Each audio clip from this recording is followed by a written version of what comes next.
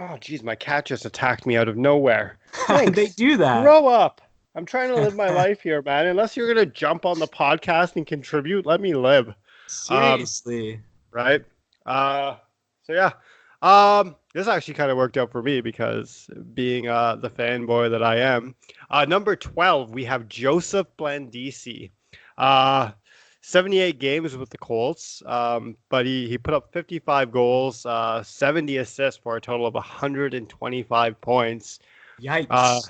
he was part of the 100 point club there that year with a couple players that might be mentioned later on in this podcast, Kevin LeBanc and Andrew Mangiapane, who is playing with Rasmus Anderson, who we just mentioned. Blandisi went on to get drafted in the sixth round, 162nd overall at the 2012 NHL draft.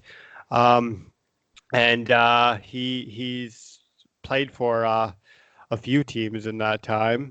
He ended up getting traded to New Jersey, where he kind of jumped back and forth between the Devils and the Albany Devils of the AHL before moving to Binghamton.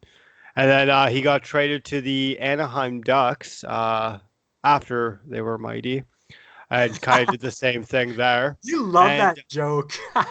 I'm gonna ride it till it Awesome. dies. And then and now he's playing with the Pittsburgh Penguins, and while he has been kind of going between the big and baby Penguins, right now he is, because the team is riddled with injuries.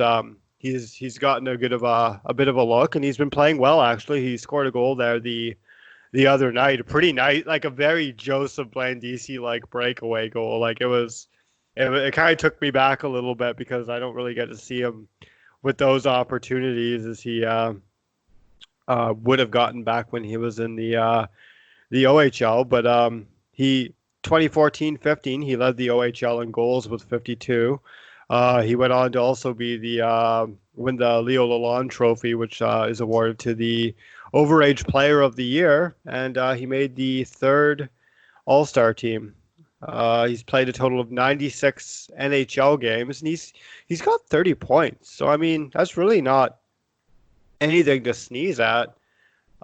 He's been good, and actually, he's really fitting in well with the Penguins' the bottom line right now. And he was just so much fun to watch. I mean, he had that one goal. It was against Kingston, I think, that like spinorama goal, which I think ended up being named the play of the year in the OHL last season. Just ridiculous. I remember when he did that, I made a GIF of it, and I just shared it on social media pretty much any opportunity I can or could and can. I still do.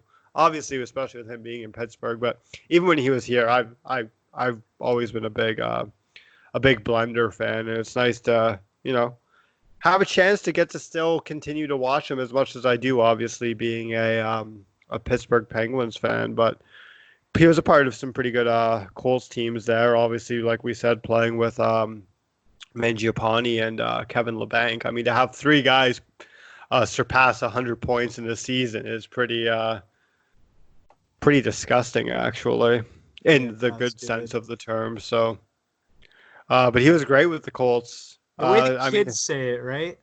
that's exactly what it is. Yeah. Uh, So yeah, and I mean, as far as like that season as well, 2014-15, I mean, the 52 goals is the second most by Colts in a single season. He got 112 points that year, which is the third most by a Colt in a season as well. So I mean, he definitely left his mark in Barrie, even though he was only here for just a little bit more than a full season. Obviously, serving his OA season as captain as well. So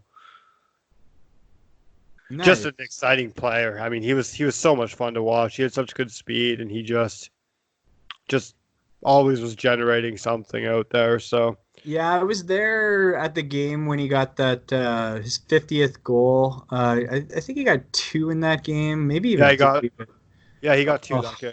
two, yeah. I remember the shot that he got the 50th goal on. I can't remember who set him up. It was probably just like a nasty pass, but from like one of his two amazing line mates, Mange and LeBanc. But Remember the shot just right under the bar? Oh, Just nuts. he was a heck of a hockey player. Really, really, really strong player. Really enjoyed watching him play, especially with that line. Not sure what ended up happening in the pros with the diving incidents. I mean, gee, like what is that what one is when up he was in New that? I mean, at the What is he risk of doing? the possibility of him listening, because for whatever reason he still will. He's still nice with me, and he'll every now and then will converse online. So I I said don't, not but you. that one against when he was with New Jersey was just something else. That was Anyways, yeah, he's a crazy good player and still has a lot of life, like shelf life. So wouldn't be surprised to see him start getting more points in the NHL and see him do well and stick around for a while.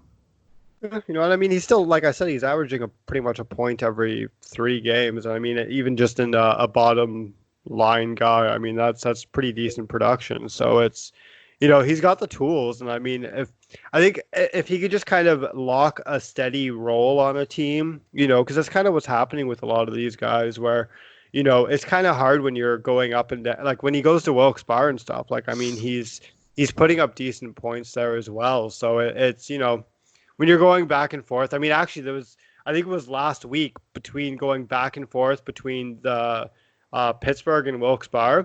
He played, I think it was like 4 games in 4 nights, and he ended up scoring a goal in one of those for the Penguins. I think he got a couple for the baby Penguins. So I mean, they're putting him to work right now. That guy Yeah, he's a gamer for he sure. really is. He is for sure. Uh, yeah, we'll end it as far as that for him because I'll just keep going on about Blender.